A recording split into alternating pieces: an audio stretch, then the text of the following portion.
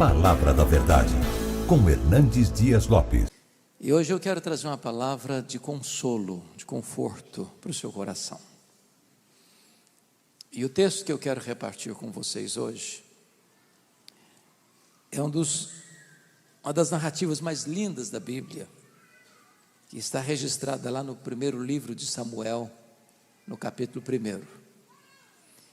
E eu peço que você abra sua Bíblia comigo, 1 Samuel capítulo 1, a partir do verso 1. Eu estava falando com os pastores agora há pouco, que eu gosto de morar num livro da Bíblia, de me concentrar num livro da Bíblia. E eu escrevi recentemente o comentário de 1 Samuel, e se Deus quiser, termino esta semana o comentário de 2 Samuel. E esses dois livros históricos são fascinantes, porque retratam a história de 3 homens: Samuel, Saul e Davi. E esse texto é uma espécie de transição de um período muito turbulento, período que demorou 330 anos, o período dos juízes, onde havia uma oscilação, uma gangorra espiritual muito grande, de altos e baixos. E esse texto vai introduzir-nos um homem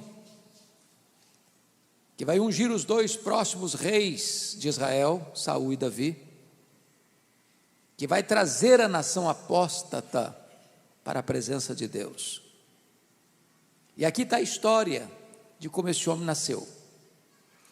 Então, acompanhe comigo essa leitura a partir do verso 1, 1 Samuel, capítulo 1. Houve um homem de Ramataim Zofim, da região montanhosa de Efraim, cujo nome era Eucana, filho de Jeorão, filho de Eliú, filho de Tou, filho de Zufi, efraimita. Tinha ele 2 mulheres, uma se chamava Ana e a outra Penina. Penina tinha filhos, Ana, porém, não os tinha. Este homem subia da sua cidade de ano em ano, a adorar e a sacrificar ao Senhor dos Exércitos em Siló. Estavam ali os 2 filhos de Eli, Rofni e Finéias, como sacerdotes do Senhor. No dia em que Eucana oferecia o seu sacrifício, dava ele porções deste a Penina, sua mulher, e a todos os seus filhos e filhas. A Ana, porém, dava porção dupla, porque ele a amava, ainda mesmo que o Senhor a houvesse deixado estéril. A sua rival a provocava excessivamente para irritar, porquanto o Senhor lhe havia cerrado a madre. E assim o fazia ele de ano em ano. E todas as vezes que Ana subia à casa do Senhor, a outra irritava, pelo que chorava e não comia. Então Eucana, seu marido, lhe disse: Ana, por que choras? E por que não comes? E por que estás de coração triste? Não te sou eu melhor do que 10 filhos? Após terem comido e bebido em Siló, estando Eli, o sacerdote, assentado numa cadeira junto a um pilar do templo do Senhor, levantou-se Ana e com amargura de alma orou ao Senhor e chorou abundantemente e fez um voto dizendo: Senhor dos exércitos, se benignamente atentares para a aflição da tua serva e de mim te lembrares, e da tua serva te não esqueceres, e lhe deres um filho varão, ao Senhor o darei por todos os dias da sua vida, e sobre a sua cabeça não passará navalha. Demorando-se ela no orar perante o Senhor, passou ele a observar-lhe o movimento dos lábios, porquanto Ana só no coração falava. Seus lábios se moviam, porém não se lhe ouvia voz nenhuma. Por isso Eli a teve por embriagada e lhe disse: até quando estás tu embriagada? Aparta de ti esse vinho.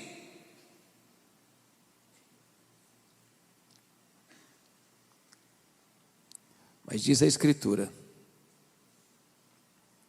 que ela respondeu: não, Senhor meu, eu sou mulher atribulada de espírito.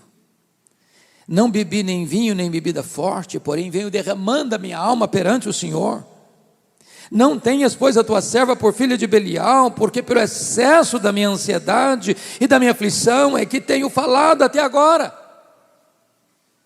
Então respondeu ele: vai-te em paz, e o Deus de Israel te conceda a petição que lhe fizeste. E disse ela: acha a tua serva à mercê diante de ti. Assim a mulher se foi seu caminho e comeu, e o seu semblante já não era mais triste. Levantaram-se de madrugada e adoraram perante o Senhor, e voltaram e chegaram à sua casa a Ramá. Eucana coabitou com Ana, sua mulher, e lembrando-se dela o Senhor, ela concebeu. E passado o devido tempo, teve um filho, a que chamou Samuel, pois dizia: do Senhor o pedi. Verso 26.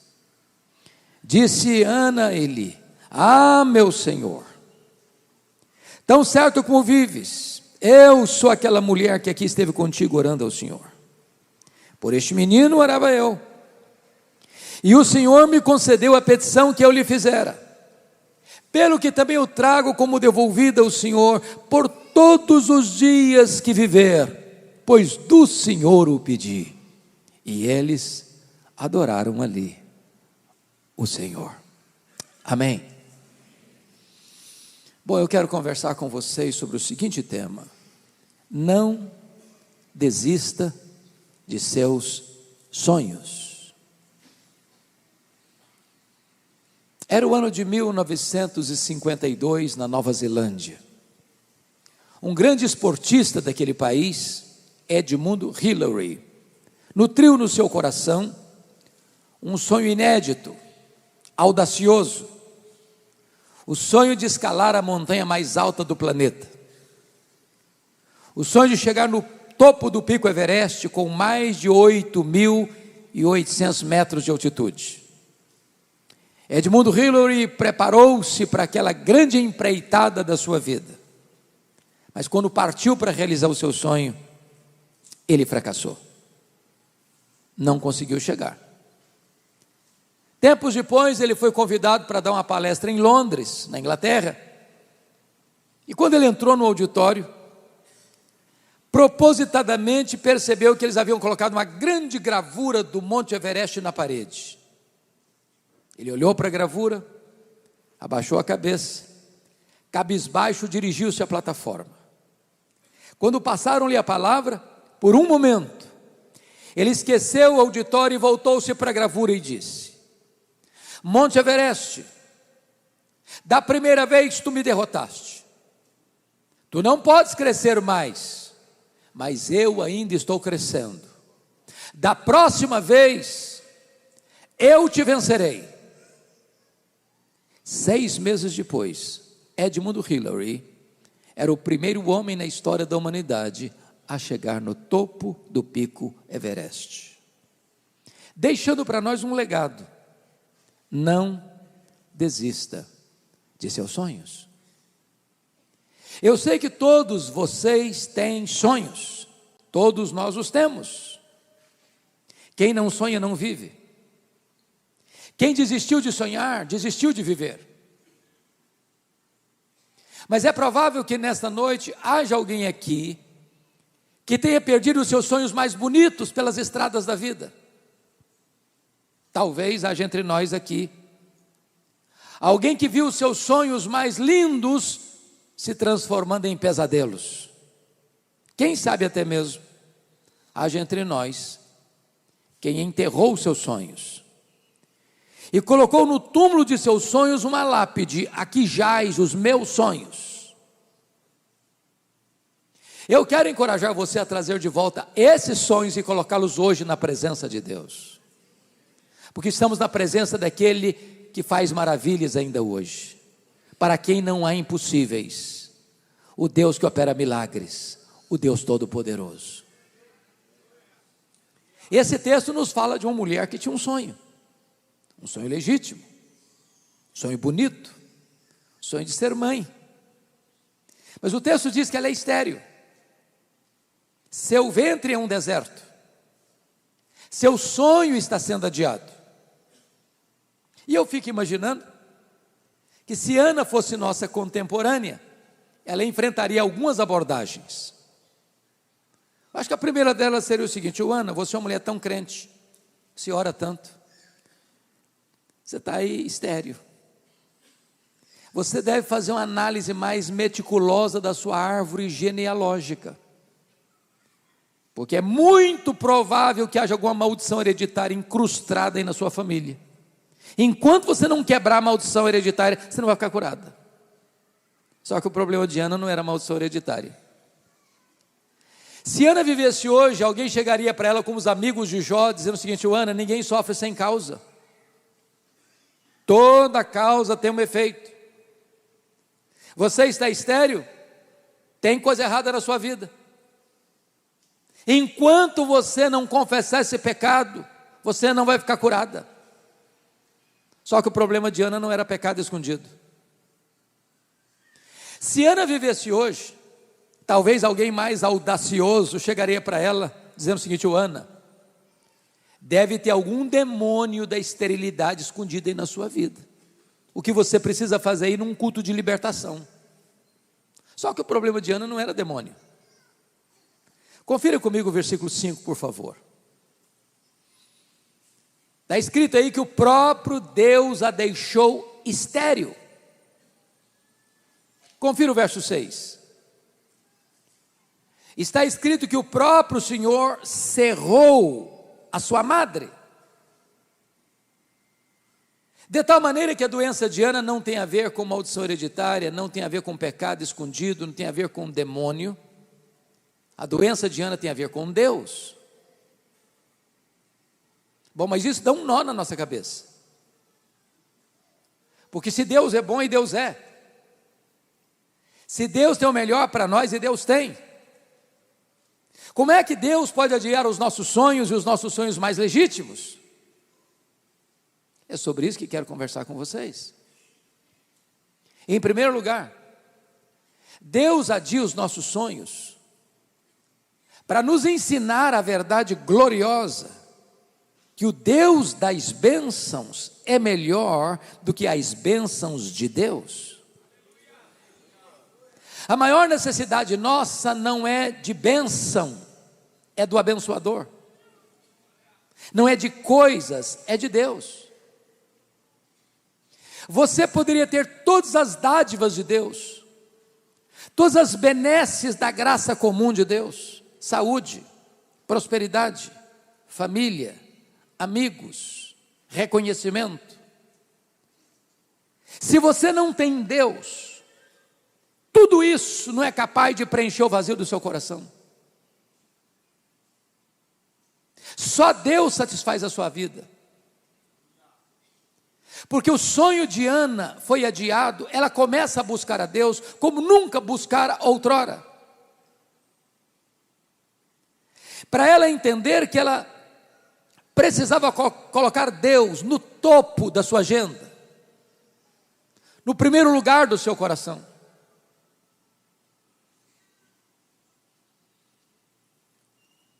Meus amados irmãos, aqui está para mim algo muito importante, porque nós vivemos numa geração que infelizmente está deslocando o eixo do evangelho, do teocentrismo, de Deus no centro, para o antropocentrismo, o homem no centro. Às vezes as pessoas acham que é a vontade do homem que tem que prevalecer no céu, e não a vontade de Deus que tem que prevalecer na terra. Então, quando nós colocamos coisas no lugar de Deus, ou achamos que qualquer outra pessoa possa ocupar o lugar de Deus, então Deus adia os nossos sonhos para nós entendermos que Ele é melhor do que as suas bênçãos. Segundo lugar, sabe por que Deus adia os nossos sonhos? Deus adia os nossos sonhos para entendermos que tudo que somos E tudo que temos veio de Deus, é de Deus e deve ser devolvido para Deus. Olha o que Ana disse para Eli: por este menino orava eu, pelo que eu trago como devolvida ao Senhor por todos os dias da sua vida. Se Ana não tivesse entendido isso, Samuel teria sido um ídolo na sua vida. A vida dela ficaria gravitando ao redor de Samuel. Há um grande risco, irmãos, de nós pedirmos uma bênção a Deus, e Deus é o abençoador, e de repente nós substituirmos Deus pela dádiva de Deus, o abençoador pela bênção, e transformamos a bênção recebida num ídolo. Por exemplo, nós pedimos para Deus prosperidade, e Deus dá prosperidade. A bênção do Senhor enriquece, com ela não tem desgosto. Riquezas e glórias vêm de ti, disse Davi. É Deus quem adestra as nossas mãos para adquirirmos riquezas, diz as Escrituras. Aí a pessoa começa a prosperar financeiramente. Aí ela não tem mais tempo para Deus. Está muito ocupada. Não pode vir numa vigília de oração, não pode vir numa reunião de grupo familiar, não pode frequentar mais as reuniões durante a semana, porque ela está tão ocupada cuidando das bênçãos de Deus, que ela não tem mais tempo para Deus. Na verdade, ela transformou a bênção de Deus num ídolo e num substituto de Deus. É importante você entender que a vida que você tem é de Deus, a saúde que você tem é de Deus, a casa que você mora é de Deus, o carro que você anda é de Deus, o salário que você recebe é de Deus, a inteligência que você tem vem de Deus, a família que você tem recebeu de Deus, tudo é de Deus. Então consagre de volta para Deus o melhor daquilo que Deus tem dado para você. Não faça da bênção de Deus um ídolo na sua vida. Não substitua o Criador pela criatura, o doador pela dádiva, o abençoador pela bênção. Mas em terceiro lugar, sabe por que Deus adia os nossos sonhos? Deus adia os nossos sonhos porque os planos de Deus são melhores e maiores do que os nossos melhores sonhos. Qual era o sonho de Ana? Apenas ser mãe. Qual era o projeto de Deus na vida de Ana? Que ela fosse mãe do maior profeta, do maior sacerdote, do maior juiz de Israel, do homem que haveria de trazer de volta a nação apóstata para a presença de Deus. Às vezes você pede algo para Deus e Deus indefere o seu pedido, dizendo: meu filho, eu não vou atender você, você está pedindo pouco demais, seu plano é pequeno demais, seu projeto é miúdo demais, eu tenho coisa maior, eu tenho coisa melhor para você. A Bíblia diz que os pensamentos de Deus são mais altos que os nossos pensamentos, os caminhos de Deus são mais elevados que os nossos caminhos. Quando você suplica algo e não é atendido, saiba disso, Deus não está longe, Deus não está indiferente, Deus está trabalhando para aqueles que nele esperam, porque não há Deus como o nosso, que trabalha para aqueles que nele confiam. Eu fico imaginando José do Egito, estava preso, ele era inocente, ele rogou ao copeiro do faraó para lembrar-se dele, e o copeiro do faraó esqueceu-se dele, e ele ficou mais 2 anos mofando na cadeia. E a pergunta é: por que Deus deixa um filho seu inocente numa prisão imunda? Se José tivesse saído da prisão quando ele queria sair da prisão, o máximo que ele teria sido era um bom lavador de copos no palácio de faraó. Naqueles 2 anos, Deus estava construindo a rampa do palácio para ele sair da cadeia e ser governador do Egito. Os planos de Deus são mais altos do que os nossos planos, o pensamento de Deus é melhor do que os nossos melhores sonhos.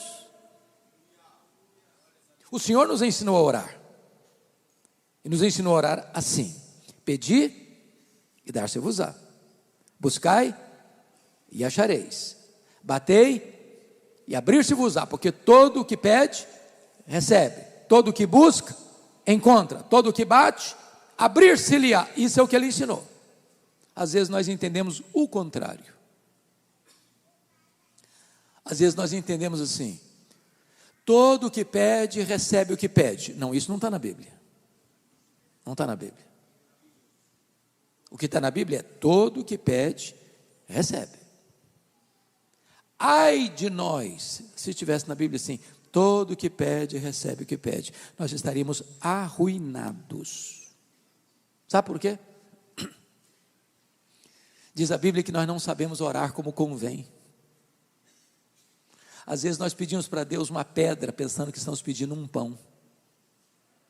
Às vezes nós pedimos para Deus uma cobra, pensando que estamos pedindo um peixe.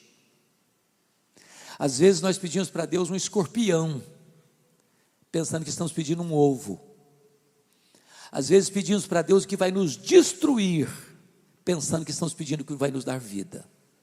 Deus ama tanto você, Deus gosta tanto de você, Deus se importa tanto com você, que Ele não atende todas as suas orações. Sabe por quê? Porque os planos de Deus são melhores do que os nossos sonhos. A vontade de Deus é boa, é agradável e é perfeita. Mas em quarto lugar, sabe por que Deus adia os nossos sonhos? Deus adia os nossos sonhos porque Ele é Deus, livre e soberano, que faz todas as coisas conforme o conselho da sua vontade. Confira comigo, por favor, no capítulo 2, versos 6 a 8, no Cântico de Ana.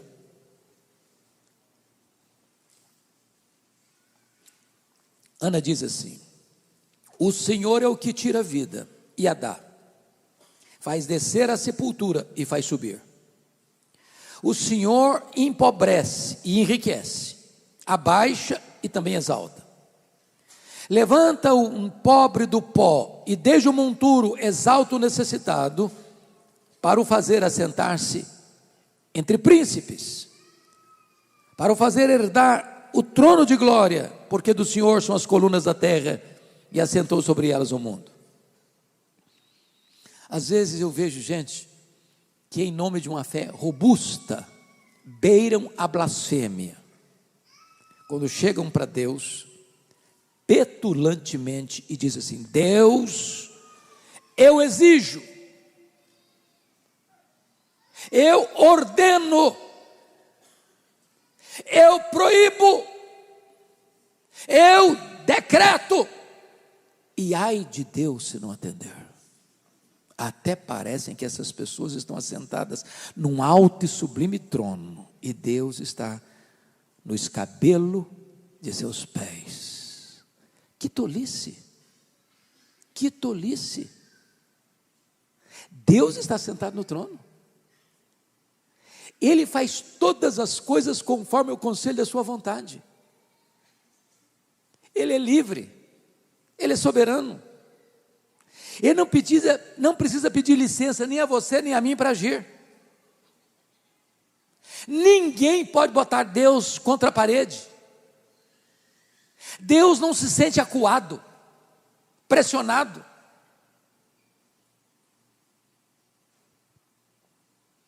Por outro lado, quando Deus age, ninguém pode impedir a sua mão de fazê-lo.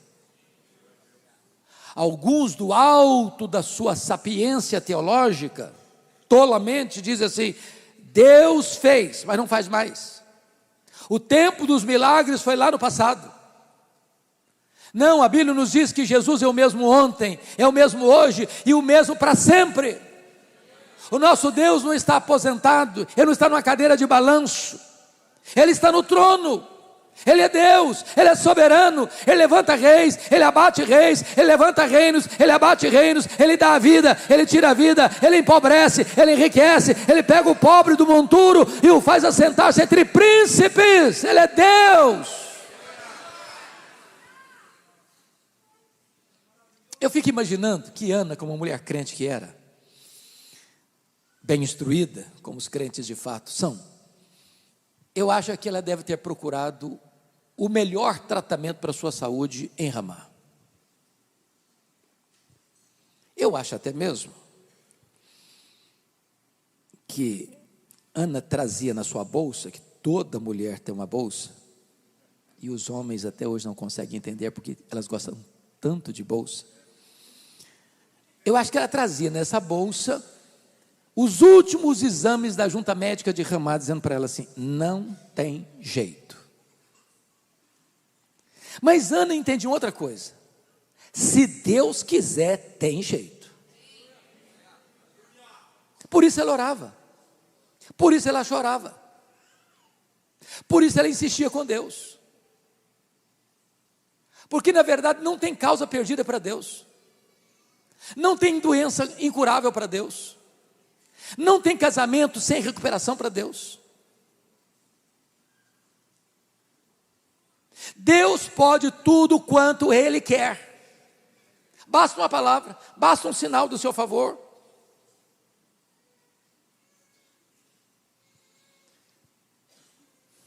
Eu estava, pastor, há alguns anos em Vitória, e fui fazer uma visita no hospital militar. Quando eu chego, tinham 3 pessoas na porta do hospital. E quando eu me aproximo, percebo que eram da minha cidade, lá do interior do Espírito Santo. Uma das pessoas era uma jovem de 17 anos. Estava com um câncer no estado avançado, com metástases no seu corpo. E o médico lá do interior, não tendo CTI, disse: você precisa de um tratamento mais intenso. Aqui nós chegamos ao fim, não tem mais o que fazer. Você precisa ir para Vitória, você precisa de um CTI. Ela chega no hospital, não tinha plano de saúde, também não tinha vaga. E eu, amigo do diretor do hospital, entrei no seu escritório, conversei com ele. Por um bom tempo eu disse: pastor, não tem jeito, você não pode tirar um paciente para botar outro. Hoje eu não posso receber essa pessoa aqui. Confesso que voltei um pouco frustrado para a porta do hospital e disse para ela: minha filha, não tem jeito, aqui não tem jeito. Mas naquele dia eu fiz algo que eu não tenho o hábito de fazer, nem me recordo se eu repetir essa cena de novo. Mas naquele momento o Senhor me impulsionou a fazer uma coisa. Eu disse para ela: filha, aqui não tem vaga para você, mas nós podemos falar com quem não só pode arrumar uma vaga para você, mas pode curar você. E ali na porta do hospital eu impus as mãos sobre ela e orei para que Deus a curasse. Terminei de orar, aproxima-se um rapaz que também conhecia a moça e disse: essa moça tem um médico que é primo dela numa outra cidade aqui do estado, e lá tem CTI. Falei: então vamos ligar para lá. Pegamos o telefone, ligamos, ele atendeu, disse: pode trazer, tem vaga. 180 quilômetros. Ela leva todo o pacote de exames, ele examina o problema, a gravidade da situação, seus órgãos vitais muito atingidos. Ele bota a menina numa maca, começa a palpar o seu ventre, achou um pouco estranho, submeteu-a aos mais rigorosos exames, não tinha mais nada no seu corpo.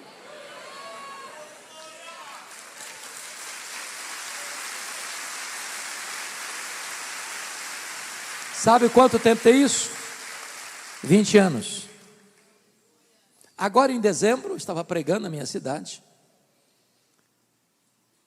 e aproxima-se uma mulher de seus 37 anos, e me faz a pergunta mais difícil a ser feita por um pastor. Por favor, não faça essa pergunta a um pastor. Você se lembra de mim? Eu olhei para ela, aqui um casal perguntou se eu lembrava. Claro, o ano passado foram comigo para a viagem para Israel, lembradíssimo. Mas eu olhei para minha filha: você me perdoe, eu não estou lembrado não. Ela me disse: eu sou aquela moça que tinha 17 anos, o senhor orou por mim na porta do hospital. Tem 20 anos e Jesus me curou naquele dia. Tem plena saúde para a glória de Deus. Sabe o que eu quero dizer com isso? Quando Deus quer, tem jeito. Não desista de seu sonho. É claro que eu não estou dizendo que todas as pessoas pelas quais eu vou orar, que Deus vai curar. Não estou dizendo isso. O que eu estou dizendo para você é que se Deus quiser, tem jeito. Então não desista. Não desista. Mas toda pessoa que tem sonhos precisa ter cuidado. Aqui é o segundo ponto da minha mensagem. Porque existem assassinos de sonhos por aí. E Ana teve que lidar com 3 assassinos de sonhos. A primeira pessoa que quis matar os sonhos de Ana foi a sua rival Penina. Penina irritava Ana. Era um vinagre nas feridas de Ana. Sobretudo quando Ana subia para a casa de Deus, a Penina irritava de tal maneira a Ana, que ela começava a chorar, perdia o apetite, diríamos nós hoje, entrava em depressão. Eu não sei o que é que Penina dizia para Ana, mas uma coisa eu tenho certeza: Penina não era uma mulher de Deus, porque gente de Deus não vive para infernizar a vida dos outros. Gente de Deus é bálsamo. Mas à luz do versículo 6, eu acho que o que Penina dizia para Ana era o seguinte: ô Ana, você é uma mulher tão crente, você ora tanto, você vai tanto à casa de Deus, está aí doente. Eu não sou crente igual a você, eu não oro igual a você, olha para mim, saúde, cheio de filhos. Se esse negócio de orar funcionasse mesmo, Ana, você não estava nessa não. Você conhece gente assim? Cuidado com essa gente. São assassinos de sonhos. Querem passar para você a ideia de que se você é crente, você não pode ter problema. Se você é crente, você não pode ficar doente. Se você é crente, você não pode ficar desempregado. Não, Jesus nunca prometeu nem para você, nem para mim, que nós não teríamos aflições no mundo. O que Ele prometeu é estar conosco todos os dias até a consumação dos séculos. A segunda pessoa que quis matar os sonhos de Ana foi o sacerdote Eli. Está escrito que todo ano, Ana subia para Siló. Lá estava Eli, lá estava Rofini, lá estava Finéias. Não consta o narrador bíblico que em nenhuma dessas idas, nem Eli, nem Rofini, nem Finéias, olhasse para Ana, falasse com Ana, orasse por Ana, chorasse com Ana. Mas agora Ana está orando, derramando a sua alma, e Eli olha para ela e assaca contra ela um libelo acusatório, chamando-a de filha de Belial, filha do demônio, bêbada, embriagada dentro da igreja. Eu acho até mesmo que se Ana fosse presbiteriana, ou membro da Abba Pai Church de Criciúma, eu acho que ela ia sair da igreja. Eu acho que até faria um pouco mais, ia fazer uma campanha para tirar o pastor Eli da igreja. Por muito menos as pessoas fazem isso hoje. Mas Ana era uma mulher crente, madura. Porque você conhece crente cristal, hipersensível, se melindra por qualquer coisinha? Ana não era assim não. Ela disse: não, meu senhor, estou bêbada não, eu estou derramando a minha alma perante o Senhor. Não tenhas, pois, a tua serva por filha de Belial. Não deixe que os seus sonhos sejam roubados de você, nem mesmo dentro da igreja.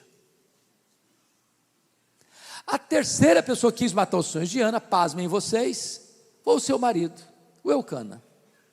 Eucana era um maridão, é verdade, presente, amoroso, provedor. Ele só tinha um problema: cabeça dura demais. Ele não acreditava em milagres, porque ele conhecia a história da redenção. Ele sabia como Deus havia curado Sara, como Deus havia curado Rebeca, como Deus havia curado Raquel. Ele via sua mulher orando e orando e orando e orando e chorando e chorando e chorando. Não consta o narrador bíblico que em momento algum o Eucana dissesse assim para Ana: Ana, eu vejo você nessa luta, minha filha, conta comigo, eu vou orar com você, eu vou orar por você. Quem sabe Deus opere um milagre também na sua vida. O narrador bíblico não diz que ele fez isso em momento algum. Entretanto, o narrador bíblico diz no versículo 8, que o Eucana chamou a Ana para uma conversa. Aquela conversa que marido e mulher têm com a porta do quarto trancada. Eu acho que foi mais ou menos o seguinte a conversa. Ô Ana, vem cá, filha, eu preciso bater um papo com você. Não dá mais, né, Ana? Ah, não, você está exagerando. Ih, meu Deus do céu, está virando uma obsessão esse negócio para você. Você está doente, filha. Para com isso. Para com isso. Você não está vivendo, mulher. Você não sabe que a junta médica de Ramá já deu o diagnóstico que não tem cura. Para que você insiste? Numa causa perdida. Larga a mão desse sonho seu. Ô Ana, aliás, você não está nem curtindo o maridão que você tem. Olha para mim, filha. Eu sou melhor que 10 filhos para você. Se fosse hoje, eu diria, ô Ana, pensa em mim, liga para mim, chore por mim, não chore por ele, Ana. Cuidado que os assassinos de sonhos estão mais perto de você do que você imagina. Não desista de seus sonhos. Mas a terceira e última parte da mensagem que eu gostaria de partilhar com vocês é o que fazer quando os nossos sonhos estão sendo adiados. E a primeira coisa que Ana fez foi continuar crendo, continuar esperando, continuar orando, continuar chorando, buscando a realização do seu sonho. Às vezes, meus irmãos, a gente desiste cedo demais. Eu acho que muitos casamentos que acabaram, faltou um pouquinho mais de paciência, um pouquinho mais de oração. Para não. Não joga a toalha não. Não desista não. Persevere um pouco mais. Chore um pouco mais. Jejue um pouco mais. Ore um pouco mais. Creia mais.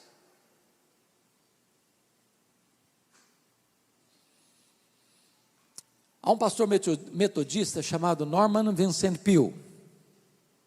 E esse pastor escreveu o seu primeiro livro, O Poder do Pensamento Positivo. Todo escritor, ao escrever o seu primeiro livro, enfrenta certa dificuldade para publicá-lo. E ele, ao término do seu livro, procurou uma editora. Aliás, várias. Todas bateram a porta na cara deles. Não tem interesse, não tem interesse, não tem interesse, não tem interesse. Ele ficou muito frustrado, voltou para casa, pegou os rascunhos do livro, jogou no lixo e disse: no lixo vão ficar os meus sonhos de escritor.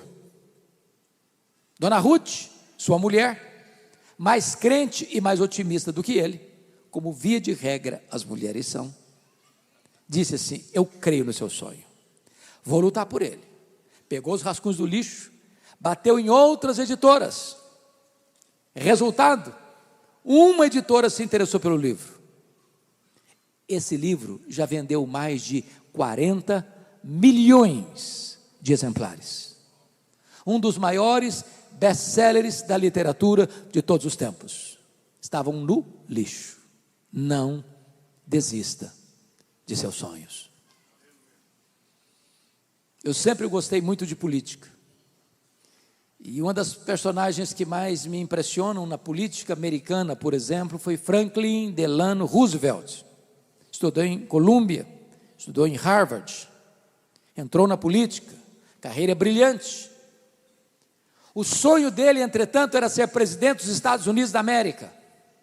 Porém, com 39 anos de idade, ele sofreu poliomielite e foi para uma cadeira de rodas paraplégico. Alguém se aproxima dele e disse: Franklin Delano Roosevelt, você jamais será presidente dos Estados Unidos numa cadeira de rodas. E ele respondeu: eu jamais vou desistir. Foi o único homem até hoje na história americana que foi eleito e reeleito presidente dos Estados Unidos da América 4 vezes consecutivamente numa cadeira de rodas. Não desista de seus sonhos. Segundo ponto, o que fazer quando os nossos sonhos estão sendo adiados? Você deve crer nas promessas da palavra de Deus. Veja comigo o versículo 17. Porque se Eli falara para Ana uma tolice, essa tolice Ana não hospedou no seu coração. Meus irmãos, notinha de rodapé aqui. Notinha de rodapé. Pastor, eu já vi, nesses 41 anos de ministério, gente doente mesmo. Porque um dia escutou do pai, ou da mãe, ou do marido, ou da esposa, ou do patrão, ou até de um líder religioso, uma palavra torta, que entrou como uma flecha envenenada no coração, e aquilo adoeceu a alma. Se alguém falar para você uma palavra torta, não hospede essa palavra no seu coração. O que é maravilhoso é que Eli abre a boca agora, e é um profeta de Deus, quando diz para Ana assim: vai em paz para a tua casa, e o Deus de Israel te conceda a petição que lhe fizeste. Essa palavra é boa, essa palavra Ana acolheu no coração, essa palavra trouxe cura para Ana, essa palavra trouxe restauração para a alma de Ana, porque diz a Bíblia que quando ela sai de Siló, há um brilho no seu rosto, a tristeza foi embora, a depressão foi embora, a alegria foi estampada na sua face. Mas diz o texto que ela desce para Ramá, ela coabita com seu marido, Deus se lembrou dela, ela concebeu, deu à luz a um filho, a quem pôs o nome de Samuel. Em outras palavras, lá em Siló Deus curou a sua alma, lá em Ramá Deus curou o seu ventre. Lá em Siló Deus a curou emocionalmente, lá em Ramá Deus a curou fisicamente. Lá em Siló ela tomou posse da promessa, lá em Ramá o milagre se historificou na sua vida. Você quer a vitória na sua vida, irmão? Pare de escutar os arautos do caos. Pare de escutar os embaixadores da incredulidade. Pare de escutar os pregoeiros da incredulidade. Você quer vitória na sua vida? Abra a sua Bíblia, leia a sua Bíblia, conheça as promessas de Deus, viva as promessas de Deus, creia nas promessas de Deus, aproprie-se das promessas de Deus, porque promessa de Deus e realidade são a mesma coisa. Deus é avalista da sua palavra, nenhuma das promessas de Deus cai por terra, Ele vela pela sua palavra em a cumprir. O que fazer quando os nossos sonhos estão sendo adiados? Em terceiro lugar, você deve voltar às trincheiras da luta.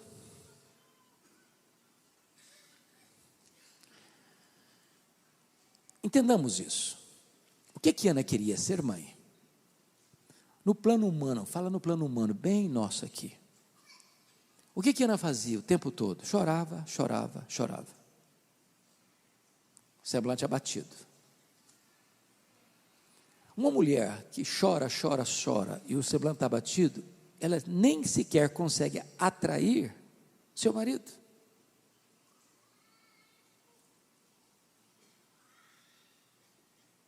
Estou certo ou isso não é certo? É por aí? É. Agora notem.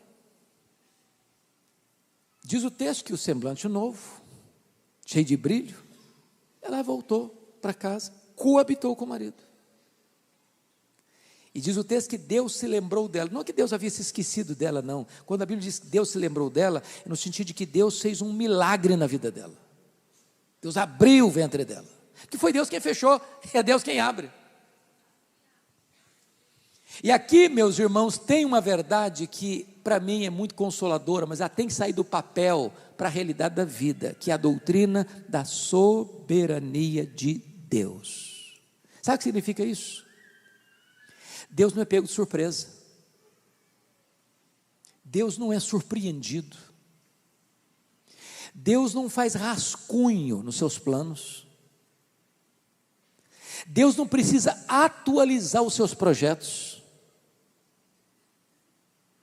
A palavra de Deus não precisa ser atualizada nem ressignificada. Sabe o que significa isso na prática? Não tem sorte, não tem azar, não tem coincidência, não tem determinismo cego. Não tem misticismo, não tem sincretismo, não tem olho gordo, não tem macumba para crente.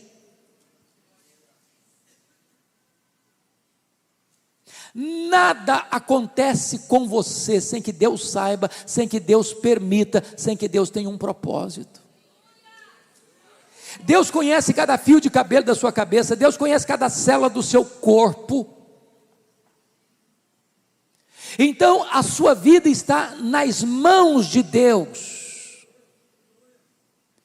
Isso significa, volte então a viver, volte a cantar, volte a sorrir, volte a esperar, volte a crer, volte a confiar.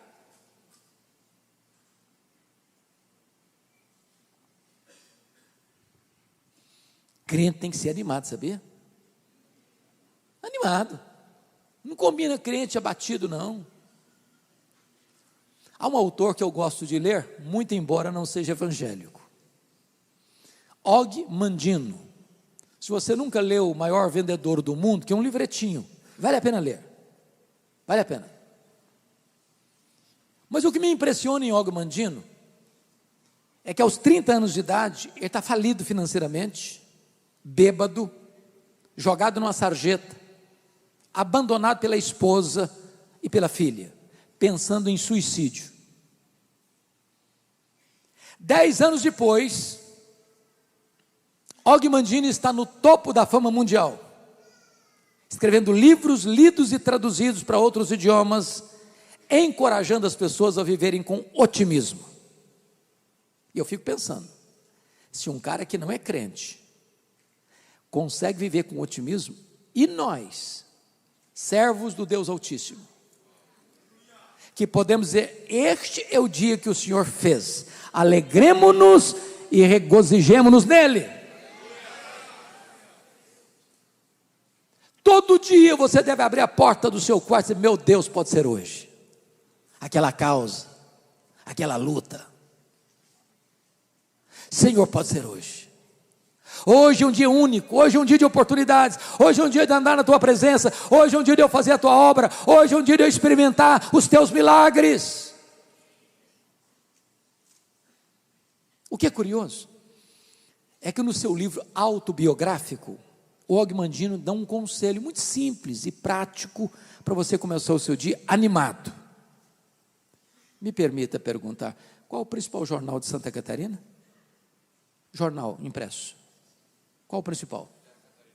Diário Catarinense. Então o conselho é o seguinte, bem de manhã, antes do café. Ninguém hoje compra mais jornal quase, né? Mas vamos imaginar que você, 20 anos atrás, vai lá na banca, compra o Jornal Catarinense. Abre o jornal. Só um detalhe, por favor. Não comece a leitura pelas páginas políticas, você vai ficar depressivo. Pula essa página, pula logo. Claro, você não vai querer começar o seu dia lendo as páginas econômicas, porque o negócio está ficando esquisito. Então, pula logo também essa página. Bom, você não é tão corajoso para começar o seu dia lendo as páginas policiais, você vai ficar com medo de sair de casa, então pula também essa página. Bom, gente, vocês também não vão querer começar lendo o seu jornal pelas páginas esportivas, porque se você, como eu, um flamenguista, nós não estamos nada contentes com o que aconteceu ontem à noite. Então pula essa página também. Você quer começar o seu dia animado? Faz o seguinte, comece pela página do obituário, a lista das pessoas que morreram. Só um detalhe, você tem que ler tudo. Tudo. Quando você terminar essa leitura, você vai descobrir algo fantástico. Você vai descobrir que o seu nome não está nesta lista. Você vai descobrir que as pessoas que estão nesta lista dariam tudo para estar no seu lugar, mas elas estão mortas. Você vai descobrir que você está vivo, e se você está vivo, um milagre de Deus pode acontecer na sua vida hoje. Não desista de seus sonhos.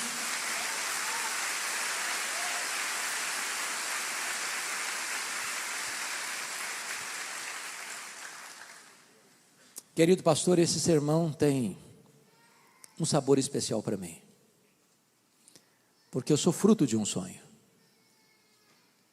Meus pais moravam numa região muito pobre, no interior do Espírito Santo, nos idos de 1958. Não tinha estrada, não tinha carro, não tinha médico. Quando uma pessoa ficava doente, ela era transportada 40 quilômetros, onde ficava o médico, numa padiola, um lençol amarrado, num varal, e duas pessoas caminhando até lá. A minha mãe estava grávida do seu último filho, no estado adiantado de gravidez. Caiu gravemente enferma. Meu pai sabia que ela não suportaria uma viagem de padiola de 40 quilômetros. Mandou chamar o médico. Bondosamente ele veio. A examinou e disse: essa mulher vai morrer. Ela está muito doente, ela está muito fraca, e a criança que está no ventre dela está em agonia de morte. A única chance de salvar esta mulher é sacrificar a criança. Se não tirar a criança, impossível dela sobreviver. A minha mãe, que já era uma mulher crente na época, tomou uma outra decisão. Disse: eu não abro mão desse filho, eu não desisto desse filho. Eu estou pronto a morrer com ele, a morrer por ele, a dar minha vida por ele, mas eu não desisto dele. E naquele momento a minha mãe fez um voto para Deus e disse: meu Deus, se tu poupares a vida do meu filho, se tu poupares a minha vida, eu consagro este filho para ti, para que ele seja um pregador da tua palavra, para que ele seja um pastor. Deus ouviu a oração da minha mãe e eu nasci.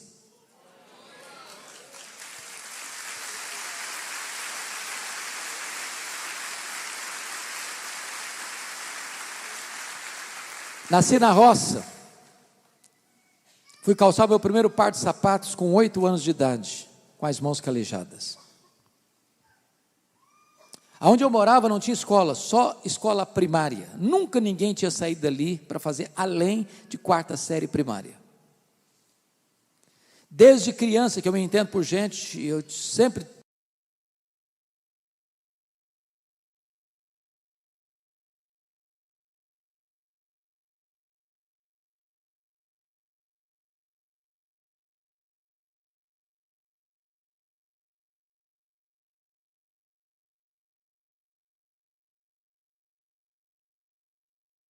me alfabetizou por providência divina, estava se mudando para a capital do estado. E sabendo do meu sonho de estudar, ela me perguntou: você tem coragem de vir comigo? E eu respondi para ela: se os meus pais deixarem, eu vou. Eu nunca tinha dormido uma noite fora de casa. Com 12 anos, eu nunca tinha visto uma lâmpada elétrica, era lamparina de querosene. Com 12 anos, eu nunca tinha visto um aparelho de televisão. Com 12 anos, eu nunca tinha entrado numa cidade. Com 12 anos, eu deixei meus pais, subi na carroceria de um caminhão e fui parar no pior bairro da Grande Vitória, Cobi de Baixo, dentro de um mangue, do lado de um prostíbulo, um barraco de tábuas de 4 cômodos, com 10 pessoas. Louvo a Deus pela minha professora. Mas foram tempos dificílimos. Muitas vezes, irmãos, muitas vezes, eu namorei um pão de sal na vitrine de um botequim, com o estômago fuzilado pela fome, e não tinha dinheiro para comprar um pão de sal para comer.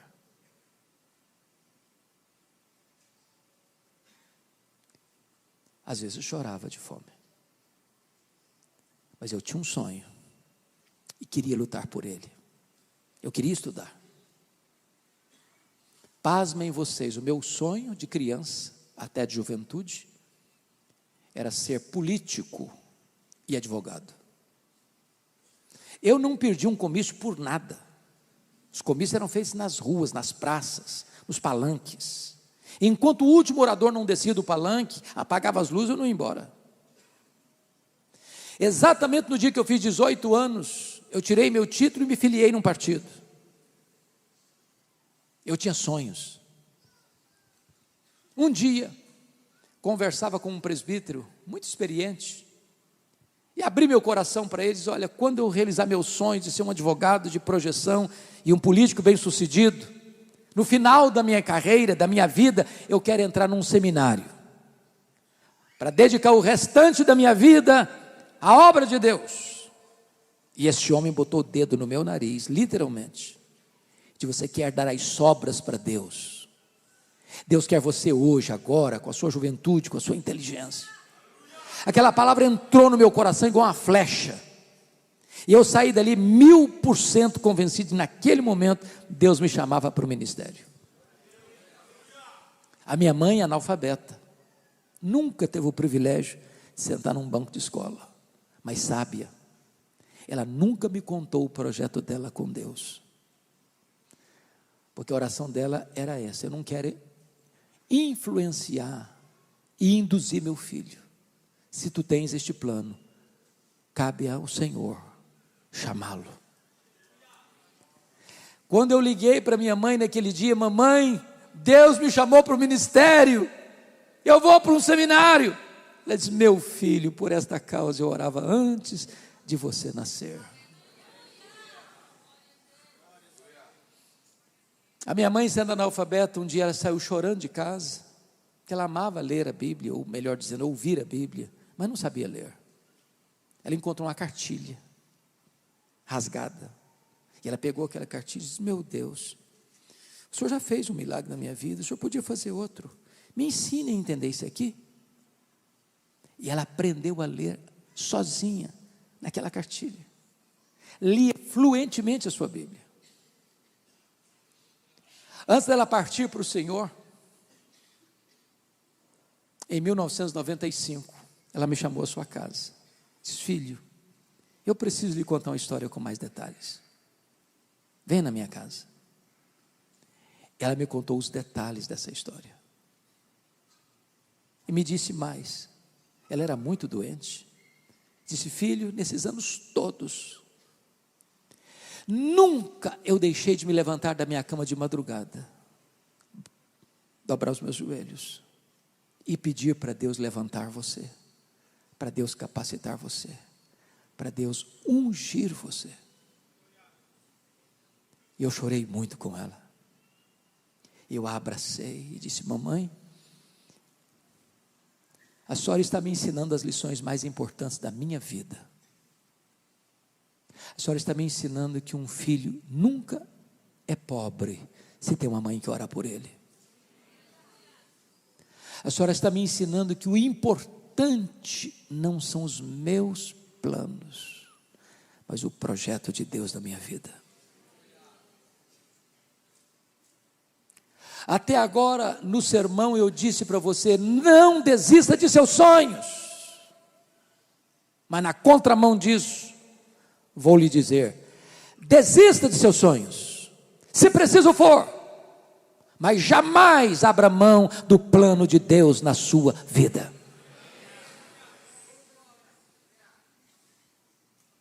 Eu quero orar com vocês nessa noite.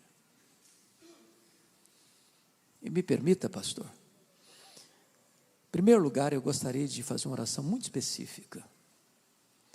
Se nós temos alguma irmã querida, ou algum irmão querido, que anseia ser pai, ou anseia ser mãe, está fazendo tratamento há tempos, há anos, eu queria orar especificamente por vocês, primeiramente. Deus tem me dado a bênção de ver respostas tão lindas nesse sentido. Então, enquanto a igreja, eu gostaria que todos agora estivessem em momento de oração, com os olhos fechados, para não constranger ninguém. E se você está aqui hoje, mulher, homem,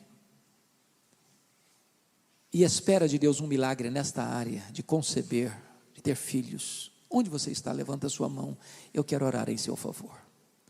Amém. amém, amém, amém, amém, amém, amém, amém, amém, amém, amém, amém, amém, amém. Deus,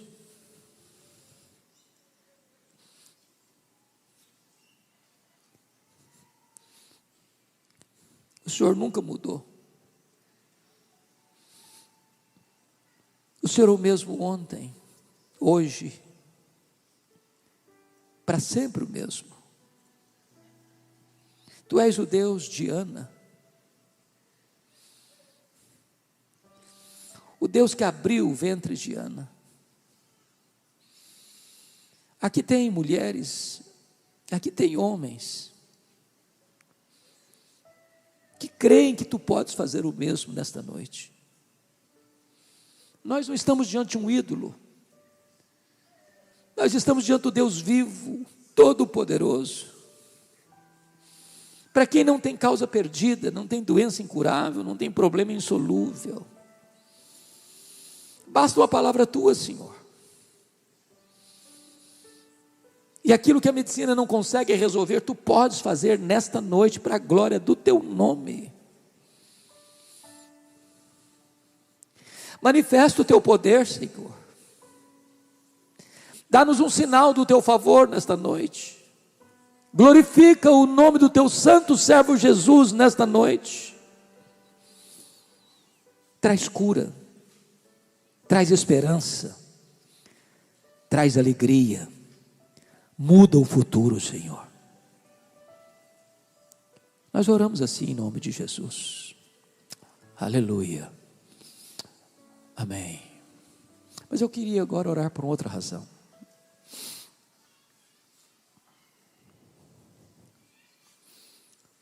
Você que veio aqui hoje, está passando uma luta no seu casamento, na sua família. Você que tem sofrido, chorado às madrugadas, pensado até em desistir.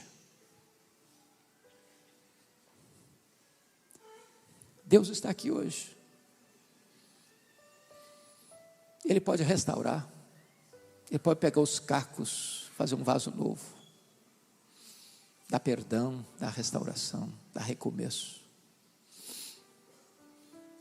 Enquanto a igreja está com os olhos fechados em oração, se você anseia uma visitação de Deus no seu coração, no seu casamento, na vida de seus filhos, da sua família, levante uma das suas mãos, eu quero orar por vocês nessa noite. Bendito seja Deus, bendito seja Deus, bendito seja Deus, bendito seja Deus, bendito seja Deus, bendito seja Deus, bendito seja Deus, bendito seja Deus, aleluia.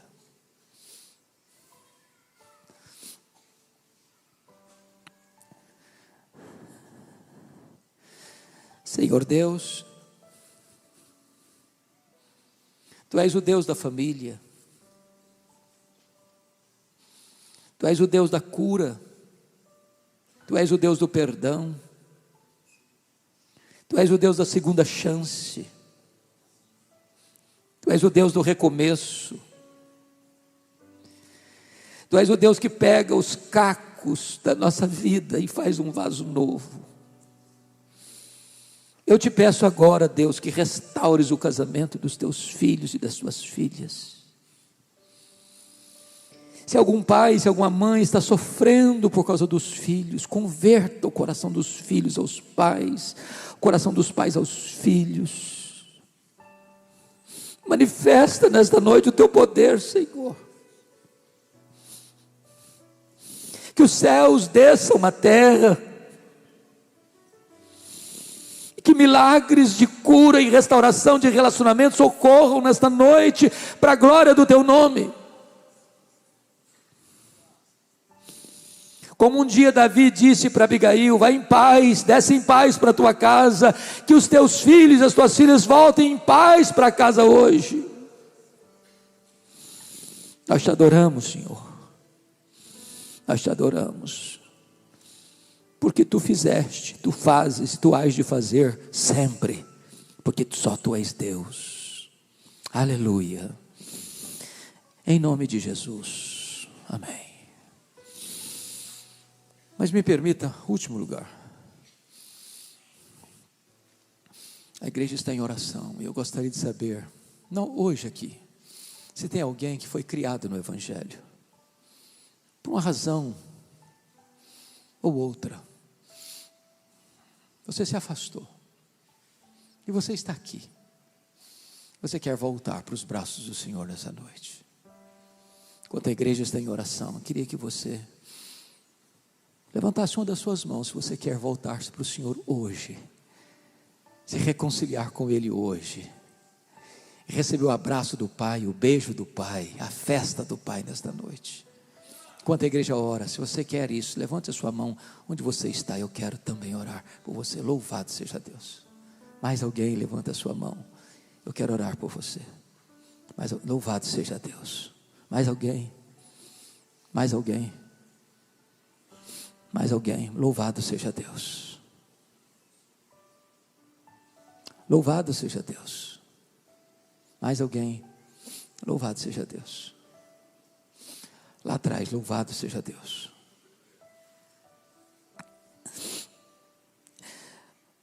Meu Deus, Deus de toda graça, nós te adoramos, porque há alegria na casa do Pai nesta noite. A festa diante dos teus anjos nesta noite. Temos a convicção de que tu estás de braços abertos para acolher, para abraçar, para beijar, para perdoar, para celebrar a volta daqueles que são tão amados por ti.